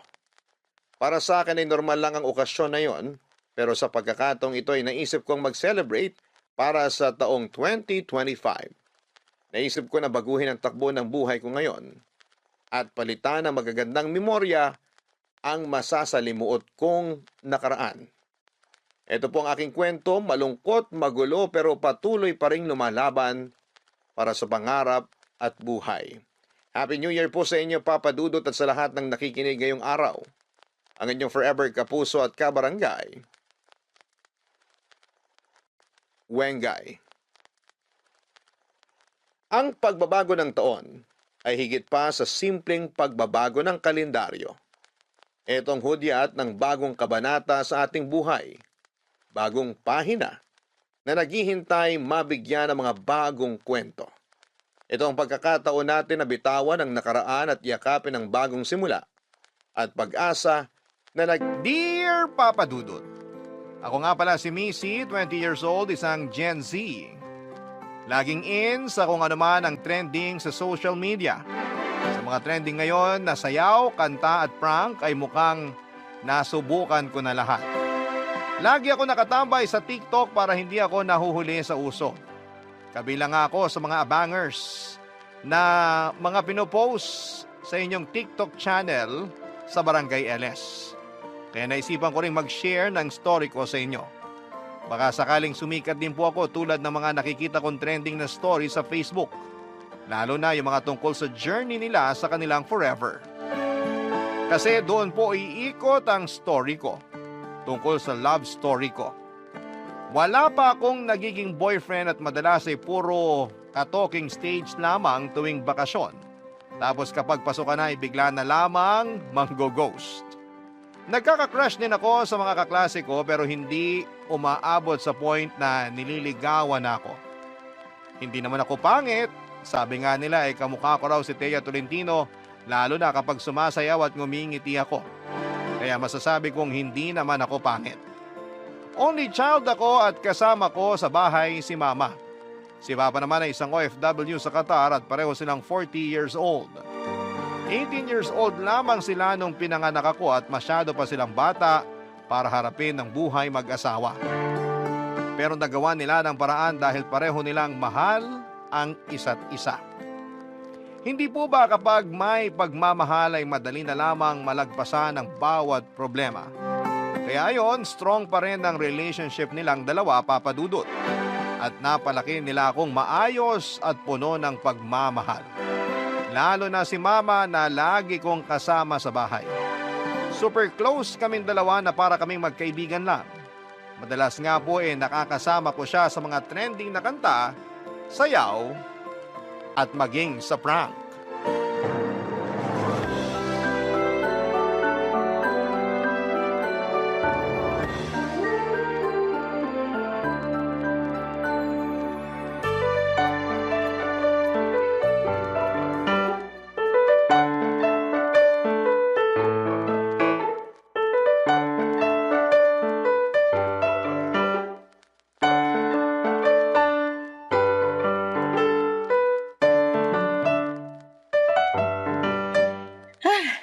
Tigil na muna tayo sa kakasayaw.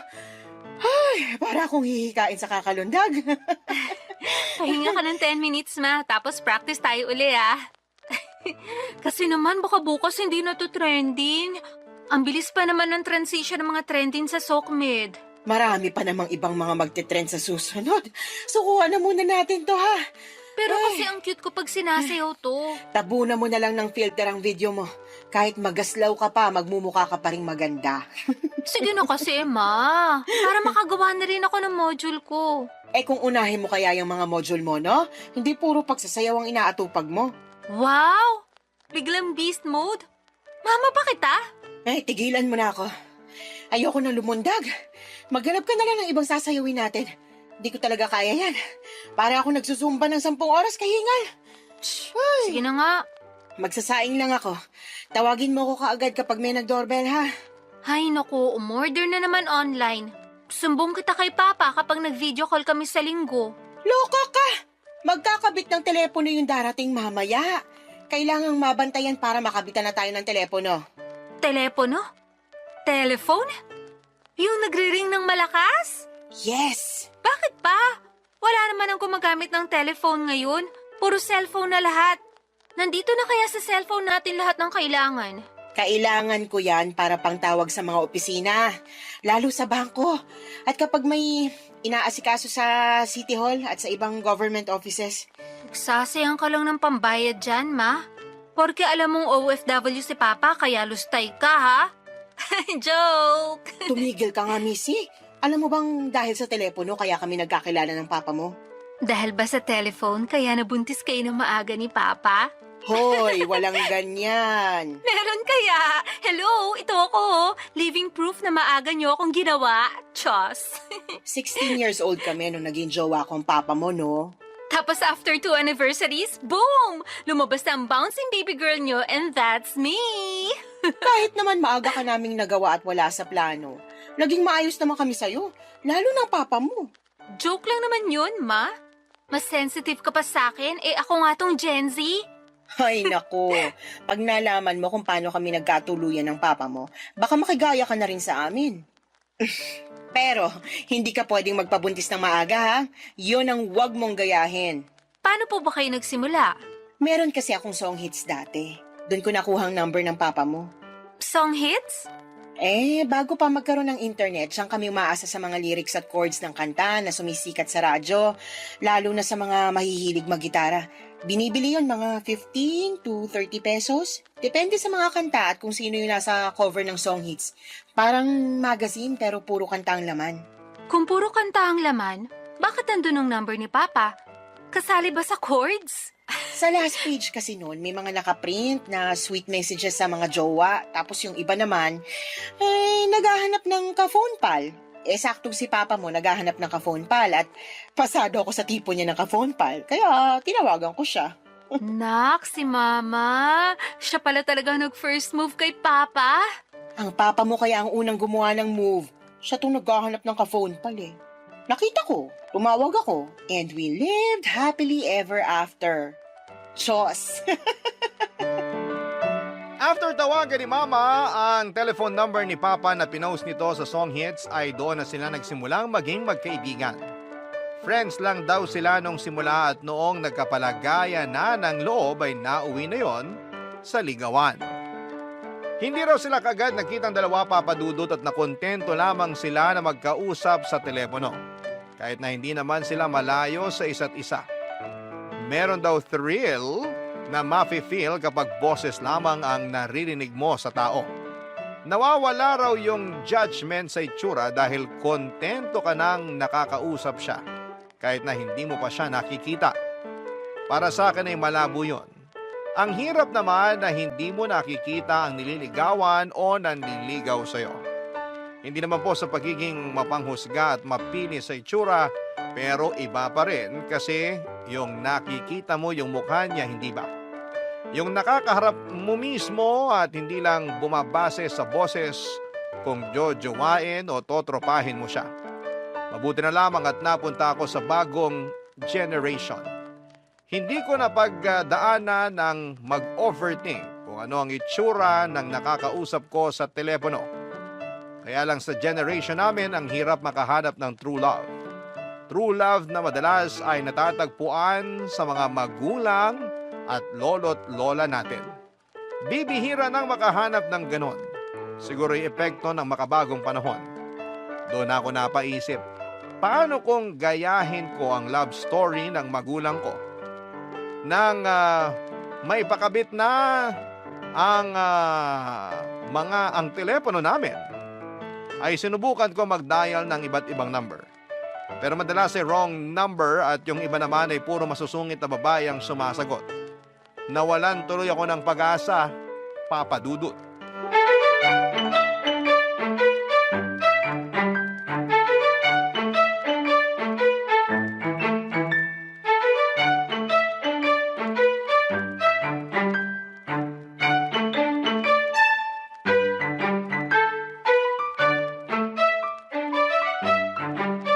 Masubukan nga tong telephone. Makatawag nga.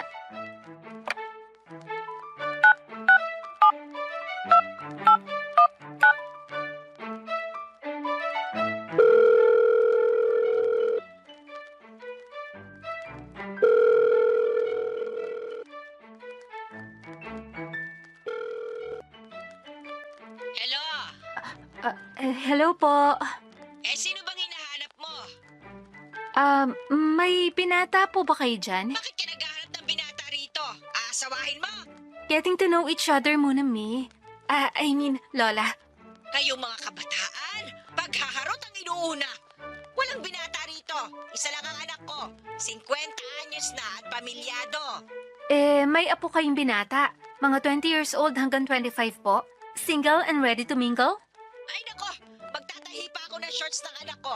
Sa iba ka na lang manggulo. Sige na, sige na. Di don't. Che!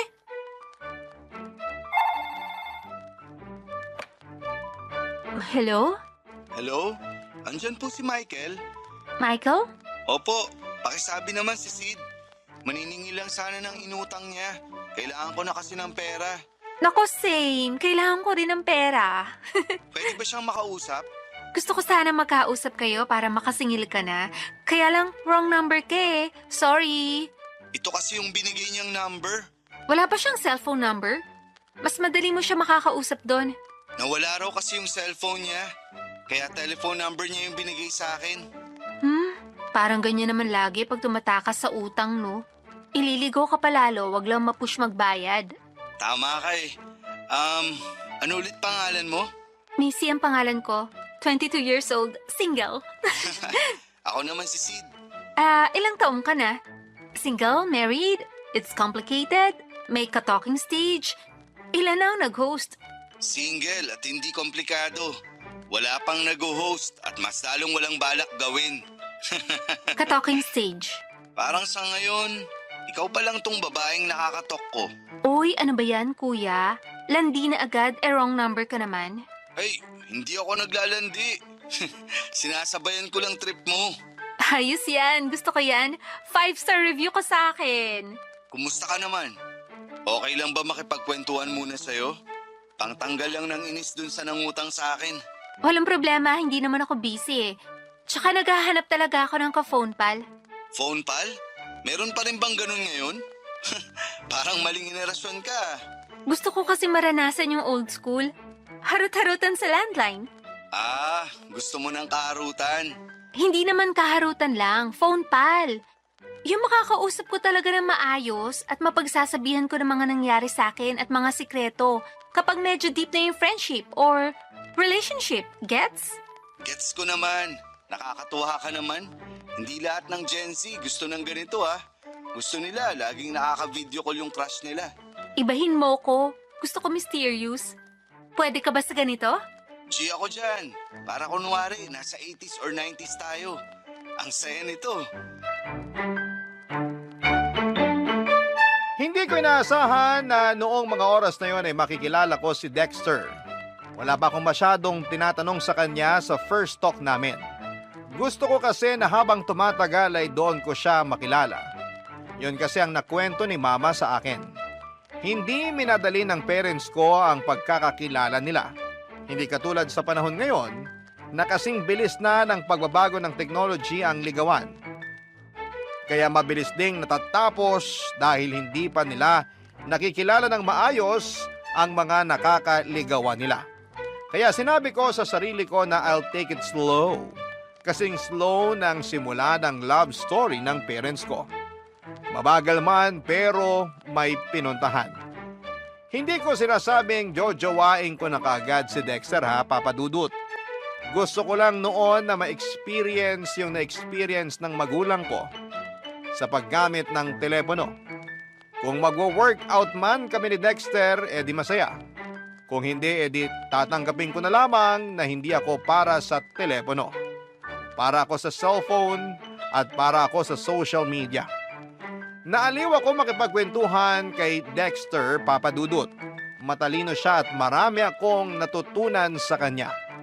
Napapatawa niya rin ako. Nagustuhan ko rin ang voice niya dahil parang tunog opa. Malamyos ang tunog, heartthrob, parang DJ sa radyo ang boses niya. Nakakaaliw at nakakaadik. Tumagal siguro ng halos 2 oras ang pag-uusap namin. Hindi pa sana yon matatapos kung hindi biglang nag-doorbell si Mama para sunduin ko siya sa gate. Namalengke kasi siya. Nabidin tuloy ako sa usapan. Ang nakakainis pa ay hindi ko nakuha ang number ni Dexter dahil naibaba ko na kaagad ang telepono. Kaya naman nung gabi nagdasal ako na sana itawagan akong muli ni Dexter. Humingi po ako ng sign. Kapag tumawag siya ulit, trip niya ako. Kung hindi naman, edi thank you. Next na lang siguro. Ganon dapat ang atake sa life. Move on kaagad kung hindi mag-work, hindi ba? Pero sana'y tumawag pa rin siya, Papa Dudut. Barangay Love Stories. Barangay Love Stories.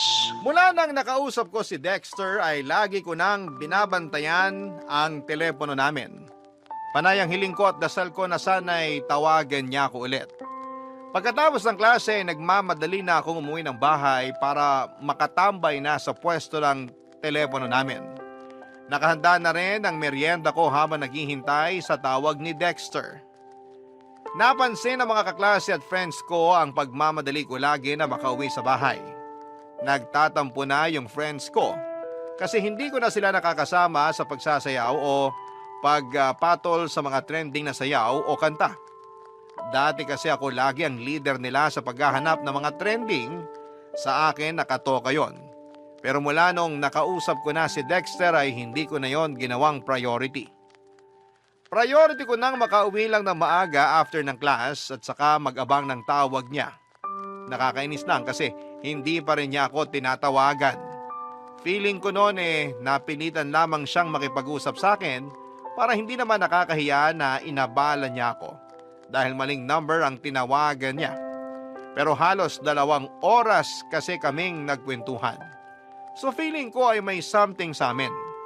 Feeling ko ay interested siya sa akin, Papa Dudut. Kung sana lang ay nakuha ko ang number niya bago natapos ang tawag namin.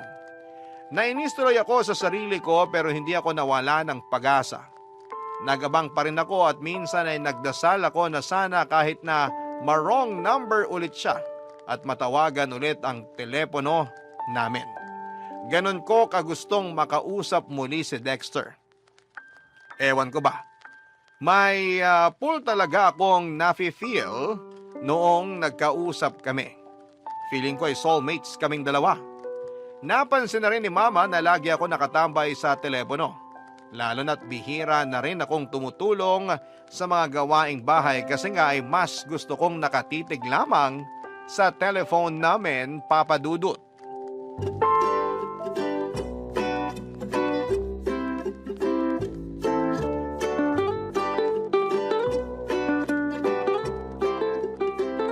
Oh, akala ko ba maling desisyon na nagpakabit ako ng telepono, ha? O yun, hindi ka na makaalis-alis sa tabi ng telepono. Kulang na lang itabi mo na rin hanggang pagtulog. Pwede po bang i-transfer ko sa room ko, Ma? Aba, hindi! Ako nagpakabit niyan at mas kailangan ko yan kesa sa'yo. Sino bang inaabangan mo tumawag sa'yo? Mga kaibigan mo? Hindi po. Wala namang telepono mga yun. Eh, sino nga? Papagalitan mo ko eh. Kahit hindi mo sabihin, pagagalitan pa rin kita kasi hindi ka na halos tumutulong sa mga gawaing bahay. Ewan ko, Missy, pero kapag naapektuhan ng grades mo dahil dyan, sa kakadikit mo sa telepono natin, malalagot ka talaga sa papa mo. Si Mama naman, kontrabida sa love life ko. May love life ka na? Boyfriend? Ano pangalan? Taga saan? Sino mga magulang yan? Ilan ang alaga nilang aso? May pusa? Anong kulay? Ang dami na agad tanong. Ano to, Senate hearing? Sabihin mo sa akin para makilatis ko. Wala ka pa makikilatis. Once pa lang naman kami nag-usap. Sa telepono? Hindi, sa rice cooker. Missy! Huwag mo kong isusumbong kay Papa ha. Sa atin lang muna to. Baka ma-jinx eh. Alam mo naman si Papa ang galing mang evil eye. Sabihin mo na bago ako mamalengke. Kasi may na-wrong number nung nakaraan. Sid ang pangalan, 25 years old. Pogi yung boses. Yung itsura. Hindi ko pa masabi. Hindi ko pa kasi siya nami-meet. Once lang kami nakapag-usap nung na-wrong number siya. Halos 2 hours kami nag-usap, Ma. May kilig? Konti. Feeling ko, magiging magandang love story namin. Isang beses mo pa nga lang nakausap. Tapos hindi na umulit. Anong love story yung pinagsasabi mo dyan? Si Mama naman. Mas malakas ka palang mang evil eye kesa kay Papa eh. Pag-inggit, pikit. Bakit naman ako maiinggit sa'yo? Kontento na ako sa love story namin ng papa mo. At least sa akin, araw-araw tumatawag nun ng papa mo. Ikaw? Ngayon, araw-araw pa rin ba? Malamang busy na siya. Hindi na consistent si Papa sa'yo, hindi ka na love. Pwede kitang isumbong sa papa mo kapag tumawag siya mamaya. Humanda ka. Joke lang, Ma. Ikaw nga tong naunang mga asar dyan eh, tapos ikaw din pala yung unang mapipikon. Hindi ako nangaasar, no? Sinasabi ko lang yung totoo. Hindi pa love story yan kung isang beses mo palang nakausap tapos wala nang follow-up. Gets? Panira ka talaga minsan ng pag-asa, no? Sige ka, kapag tumanda akong dalaga, forever kitang sisisihin. Ma, siya na nga kaya ang tumatawag? Anong sasabihin ko? Sabihin mo, hello. Ang helpful ah. Tatanong ko ba sa kanya kung anong paborito niyang gulay? Ilan sila magkakapatid? Sino ang favorite niyang kapatid? Sino yung kapatid na ipapakain niya sa shark para makasurvive? Alam ko na. Itatanong ko kung anong motto niya sa buhay and why. Sagutin mo na. Natutuliro na ako sa pagre-ring at boses mo eh. Hello, good afternoon. This is Missy. Wow, very demure. Very mindful. Very cutesy. Shh. Ay, sorry po. Wrong number po. Bye. Wrong number na naman. Nagtatanong kung nagbebenta raw ba tayo ng kambing and how much. Ano na?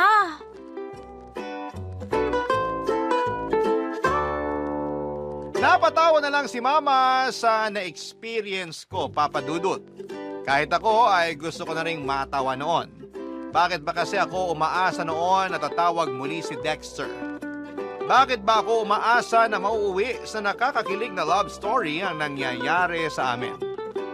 Isang beses lang naman kami nagkausap. Masyado pang maaga para umasa. Napansin ni Mama na nalungkot ako kaya tinigil na rin niya ang pagbibiro. Inaya niya akong lumabas para bumili ng ice cream. Kahit na wala akong gana noon ay sumunod pa rin ako. Gusto ko lang makalayo kahit ilang minuto lang sa telepono namin. Marami ako nasayang na effort at time sa kakahintay sa tawag ni Dexter. Ayaw ko nang magsayang pang muli. Charge to experience na lang, sabi nga ng nabasa kong post ng isang sikat na vlogger na pinafollow ko. Baka naman may susunod pa rin sa akin, Papa Dudut. Naisip ko na nagdedelu ako. Baka meron pang isang marong number at yun na ang forever ko. Sa mga sumunod na araw ay hindi na ako umasa pa sa tawag ni Dexter. Hindi na rin ako nagbantay sa telepono. Nagbalik loob na ako sa pagsasayaw at pagkanta ng mga trending sa social media. Kahit papaano ay nakalimutan ko na nga si Dexter. Hanggang isang hapon, pagka-uwi ko ay may inabot na papel si Mama sa akin. Sa pagtingin ko ay number yun ni Dexter. Ang akala ko ay pinaprank lang ako ni Mama. Pero sinabi niyang tumawag si Dexter at hinahanap daw ako. At binigay na lang nito ang number niya para tawagan ko siya kapag nakauwi na ako from school. Abot hanggang sa rings ng Saturn ang kilig ko. Hindi pa man din ako nakakapagpalit ng lapitan ko ng telepono namin para tawagan ang number ni Dexter. Si Mama naman, para mabigyan ako ng privacy, ay pumunta muna para makipagmaritesan sa kapitbahay namin. Nakatatlong ring ang telepono nila Dexter bago niya yon sinagot. Kumabog ng malakas ang dibdib ko. Kakaibang kilig yun, Papa Dudut.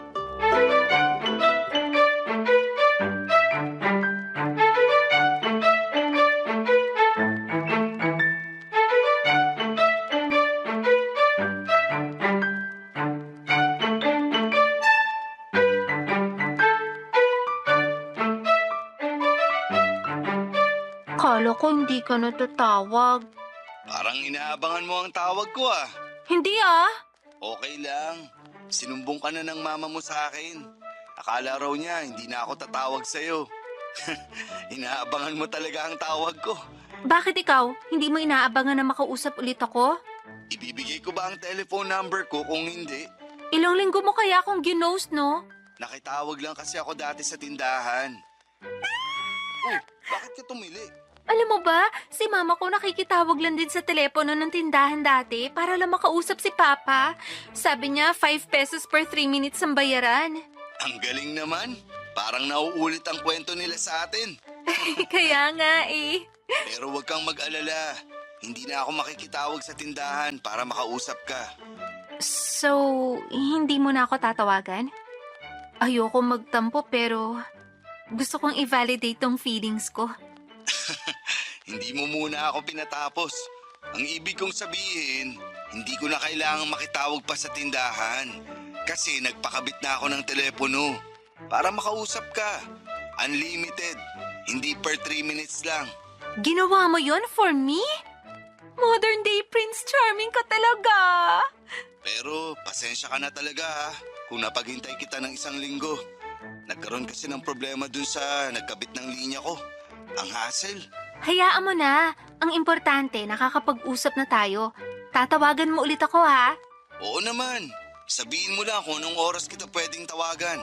Ako na ang mag-a-adjust. Lagi lang naman ako rito sa bahay. Work from home kasi ako. Marami akong time for you. Gusto ko yan. Love language ko kasi ang quality time. Pero matanong ko lang. Okay lang ba sa'yo na sa telepono lang tayo nakakapag-usap? Ayaw mo bang magkita muna tayo? O kaya mag-usap sa cellphone or Facebook man lang? Ayoko. Gusto ko nga nitong usapan natin sa phone eh. Tunog mysterious. Ayaw mo ba? Hindi naman. Iniisip lang kita. Mas bata ka kasi sa akin ng 5 years. Feeling ko mas gusto mo yung ligawan sa Facebook tulad ng iba. Liligawan mo ko?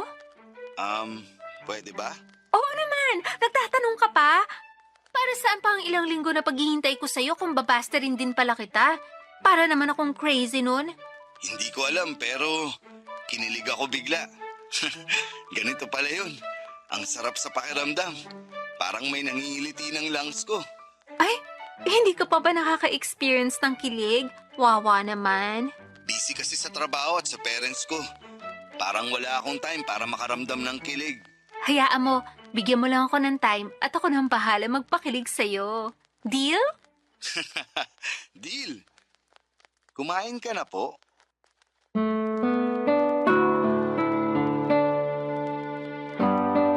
Ang simpleng linyang kumain ka na po. Pero iba ang atake at kilig noon sa akin. Gets ko na tuloy yung mga memes sa Facebook na laging ginagamitan ng linyang ito, Papa Dudut. Effective pala siya. First time na may nagtanong sa akin ng, kumain ka na ba? Maliban kay mama. Kahit friends ko ay walang pakialam kahit mangisay pa ako sa gutom. Pero si Dexter ay naramdaman ko ang sincerity nung tinanong niya kung kumain na ba ako. Dagdag 12 points siya ron, Papa Dudut. At mas lalo lang nadagdagan ang points niya sa akin nung kinantahan niya ako habang magkausap kami sa telepono.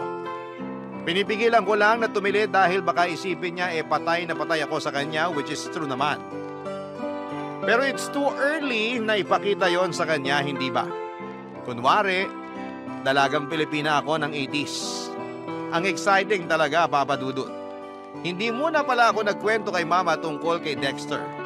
Gusto ko munang solohin ang nafe-feel kong saya. Araw-araw kami nagkakausap sa phone ni Dexter at nagbalik na naman ako sa pagmamadaling makauwi ng bahay. Nakalimutan ko na naman na ako nga pala ang leader ng mga kaibigan ko sa pagpatol sa mga trending sa social media. Mas inuna ko talaga ang love life ko kesa sa kanila na normal naman sa panahon ngayon. Kahit naman friends ko, nakakalimutan nila ako kapag may mga boyfriend na sila. Saka lang sila bumabalik sa akin kapag break na sila. So bakit hindi ako gumanti? Lalo kung magiging happy naman ako sa pagganti, hindi ba? Ang saya talaga na ma-in love, Papa Dudut. Lalo na kung mutual kayo ng nararamdaman. Hi pag-ibig, bakit ngayon ka lang dumating? Tadhana, bakit late mo ring pinarating si Dexter sa akin? Barangay Love Stories. Barangay Love Stories. Umabot na kami ng 3 buwang magkausap ni Dexter, Papa Dudut. At aaminin kong na-fall na ako sa kanya. Alam kong ganon din siya sa akin. Lagi niyang pinaparamdam sa akin na gusto niya ako. Pero hindi ko pa siya sinasagot at gusto kong mas makilala pa siya. Yung hindi ko pagsisisihan sa huli. Ayokong magmadali na sagutin siya kahit na excited na ako sa part na magiging official na kaming dalawa. Sinabi ko na papaabutin ko ng 6 months ang ligawan namin at doon ko siya sasagutin. Bale, binabantayan ko pa rin kasi noon kung may ilalabas siyang red flags. Pero so far naman ay green flag siya all the way. Hindi pa rin kami nagkikitang dalawa, Papa Dudut. Nag-decide kami na kapag sinagot ko na siya ay doon na lamang kami magkikitang dalawa. Pinaghahandaan ko rin kasi yon. Medyo nagkalaman ako the past few months dahil habang magkausap kami sa telepono ni Dexter ay panayang lanta ko ng mga pagkain. Na-enjoy kong mag-food trip kapag kausap siya. Ganon din siya. Napansin nga yun ni Mama, sabi niya ay normal daw yon kapag nai-in-love sa isa't isa. Nakaka-enjoy daw kumain na magkasama. Napangiti ako kasi ganon yung... Kaya kapag nagkita na kami, hindi ba, ay maaaring pareho kaming chubby. Mararanasan ko na rin yung food trip ng magkarelasyon na magkasama na kami. Excited na akong dumating ang araw na yon. Pero willing to wait pa rin naman ako para sa ikakatibay ng relasyon namin. Pinayuhan ako ni Mama na hindi ko kailangang magmadali lalo't pareho pa na nafe-feel ko. Paano na lang kaming mga bata? Tama naman siya. Saka syempre ayokong sumugal kaagad lalo't pwedeng si Dexter ang maging first boyfriend and first love ko. I want to make it special, Papa Dudut. Yon ang pinangako ko sa sarili ko. Kaya kahit medyo atat nang ma-experience ang full package ng loving relationship ay pinili ko pa rin na magtimpe, Papa Dudut.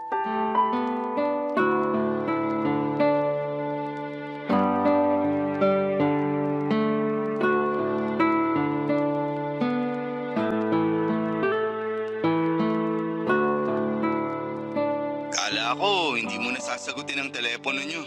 Sorry ha, hindi ko alam na umalis pala si mama ng bahay. Wala tuloy sumagot sa tawag mo nung wala ako.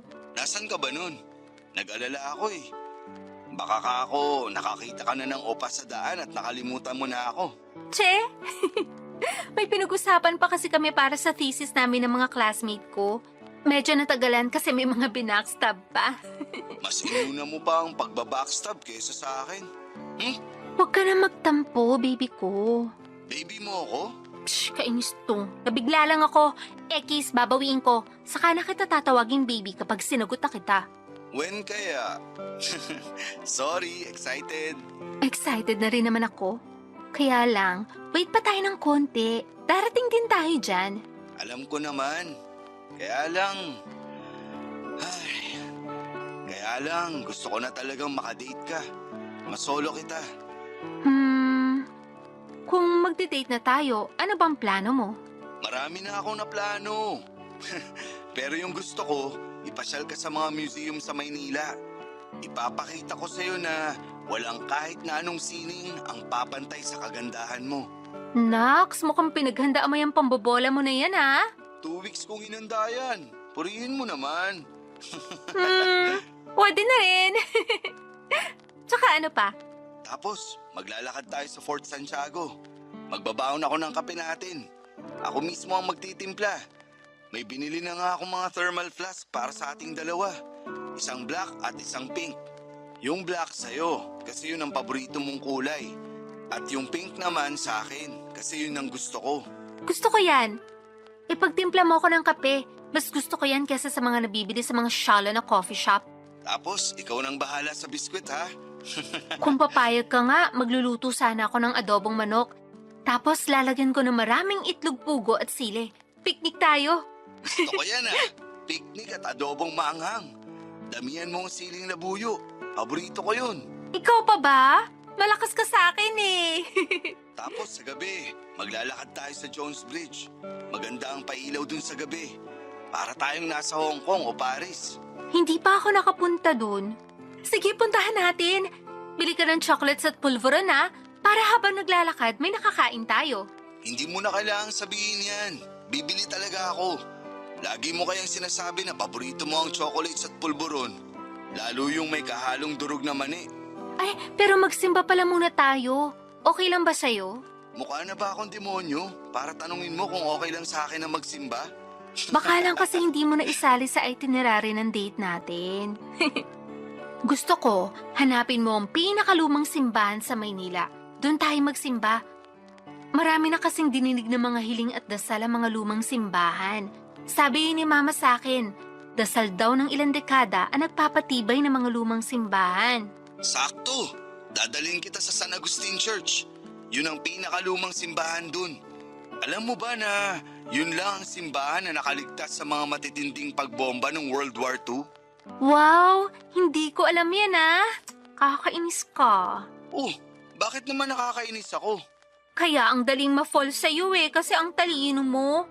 Kahit hindi pa kita nakikita, alam kong ikaw na talaga.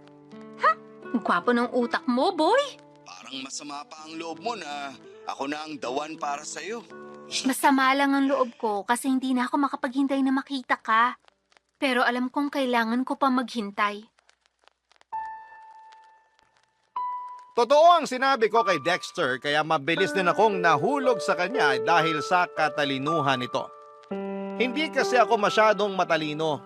Talented ako sa pagsayaw at pagkanta pero aminadong nabibitin ng grades madalas sa school. Pero dahil kay Dexter ay natulungan niya akong makapasa sa mga subjects ko sa eskwelahan. Maski sa thesis ko ay tinulungan din niya ako. Matalino talaga siya. Lagi ko nga yung finiflex kay Mama. Boto na nga rin si Mama sa kanya lalo na noong nag-share sila sa isa't isa ng mga trivias tungkol sa Pilipinas. Nakwento ko na rin siya kay Papa pero hindi pa sila nagkakausap na dalawa. Pero binigay naman ni Papa ang blessing niya sa amin na kung sakali mang magiging kaming dalawa ay papayagan niya. Nakita kasi ng parents ko na umayos ang grades ko mula nang nakilala ko na si Dexter. Akala nila inspired lang ako mag-aral dahil kay Dexter pero ang hindi nila alam, si Dexter ang nagiging tutor ko at minsan ay siya na ang gumagawa ng mga assignments ko. Walang araw na dumaan na hindi ko naiisip si Dexter. Naging part na rin siya ng routine ko at hindi kumpleto ang araw ko kapag hindi nagre-ring ang telepono at siya ang napapakinggan kong nag-hello. Ganon na ako ka-in love sa kanya, Papa Dudut.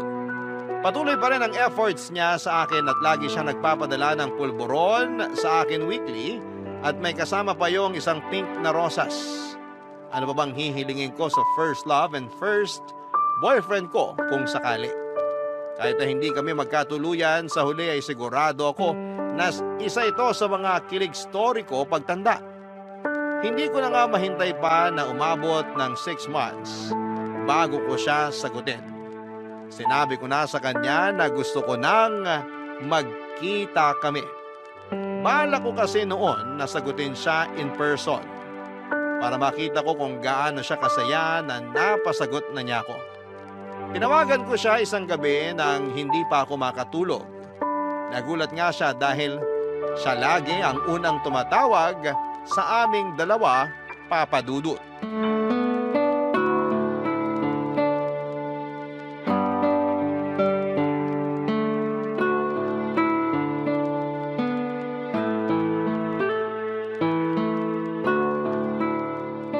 Nagulat ako.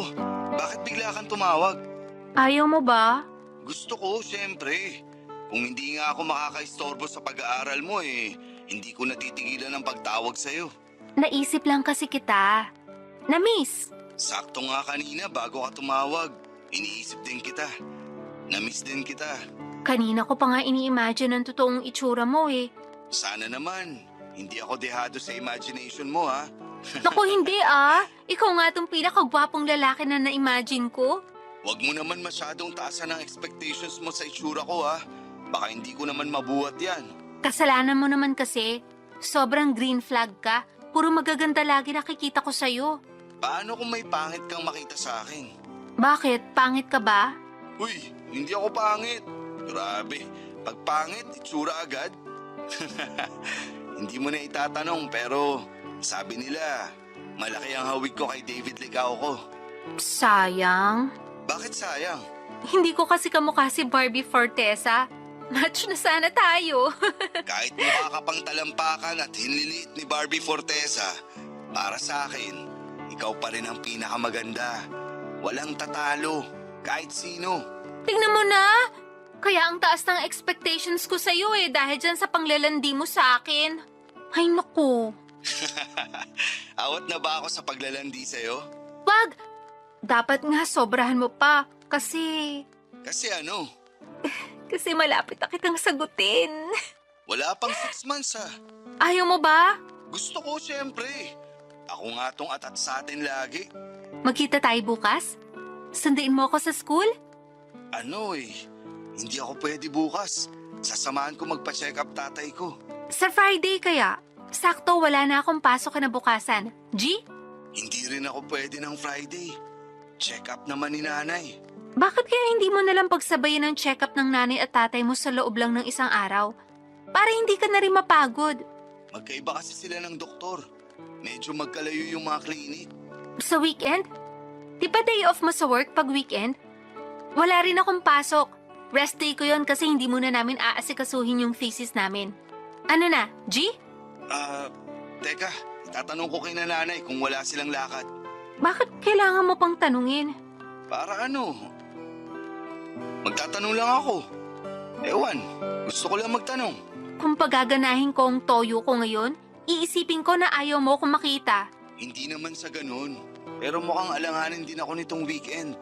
Sige, ikaw na lang magsabi sa akin kung kailan ka free. Ako na lang ang mag-a-adjust. Siguro, morning ng Tuesday? Teka. May klase ako ng Tuesday morning eh. Diba sinend ko naman sa yung schedule ng mga klase ko? Ay, oo nga pala. Nako, Tuesday morning lang ako pwede. Paano kaya to? Ano ba nangyayari, Sid? Okay pa ba tayo? Hala, oo naman. Bakit parang iniiwasan mo makipagkita sa akin? Hindi ka naman pangit. Sabi mo nga kamukha mo si David Licauco. Wala ka ng problema sa itsura para ma-conscious. So ano na? Ay, conscious ako sa isang bagay. Sabihin mo kung ano. Handa akong palakasin ng loob mo tulad ng ginagawa mo sa akin kapag nai-insecure ako sa mataba kong pisngi at hita. Sabihin mo na. Missy, Huwag mong sabihin sa akin, may asawa ka na. uy, wala. Sabihin mo na. Matagal ko nang gustong sabihin sa'yo to, pero natakot ako baka hindi mo ako matanggap. Kaya kitang tanggapin. Kahit hindi mo pa nga kamukha si David Licauco, tatanggapin pa rin kita. Sigurado ka? Kahit anong sabihin ko sa'yo, tatanggapin mo? Oo, kasi mahal kita. 40 years old na ako. 40 anyos. Kaedad ko ang parents mo. Hindi ako kaagad nakaimik sa inamin ni Dexter Papadudut. 40 years old na siya. 40. Parang 20 pesos na pinagdikit sa wallet. Kaedad niya mga magulang ko. Napansin ni Dexter ang pananahimik ko noon. Mahina siyang nagsorry at sinabi sa akin na akala niya nung unang beses na nakausap ko siya ay hindi na masusundan yon. Kaya nagsinungaling siya sa akin at sinabing 25 years old na siya. Kaya lang daw hindi niya napigilan na magkaroon ng interes sa akin dahil napapatawa ko raw siya. Hindi ko alam kung paano tatanggapin ang binalita niya sa akin, Papadudut. Napadiin nga ang hawak ko sa handle ng telepono. Hanggang sa sinabi ni Dexter na tatawag na lamang siya ulit kapag nawala na yung pagkasya ko. Nauna nang nag-bye-bye si Dexter sa telepono, Papadudut. Pero ako'y hawak ko pa rin ang handle ng telepono kahit naririnig ko na ang pagkaputol ng linya. Hindi ko pa nasasabi kay Mama ang tungkol sa mga nalaman ko kay Dexter, Papadudut. Alam ko magagalit si Mama at baka ipaputol niya ang telepono para hindi kami makapag-usap muli ni Dexter. Panay na rin ang iwas kong makausap si Dexter habang nag-iisip ako kung ano ang gagawin. Nagpapalate ako ng uwi para hindi ko maabutan ang tawag niya at masaktuhan si Mama na makausap niya. Naguguluhan talaga ako at nalilito. Gusto kong bawiin ang pagmamahal ko para kay Dexter dahil sa mga nalaman ko pero hindi ko po kaya. Kahit kasi ganon ang mga nalaman ko ay alam kong may feelings pa rin ako para sa kanya. Hindi ko alam ang gagawin ko mga kabarangay. Sana'y matulungan po ako ng mga listeners ninyo para makapag-decide. Issue sa akin ang age gap namin na 20 years. Ang awkward para sa akin dahil kaedad niya ang parents ko pero mahal ko na siya. At siya na talaga ang gusto kong maging karelasyon. Hihintayin ko po ang advice ninyo mga kabarangay. Maraming salamat po. Ang inyong kapuso at kabarangay forever, Missy.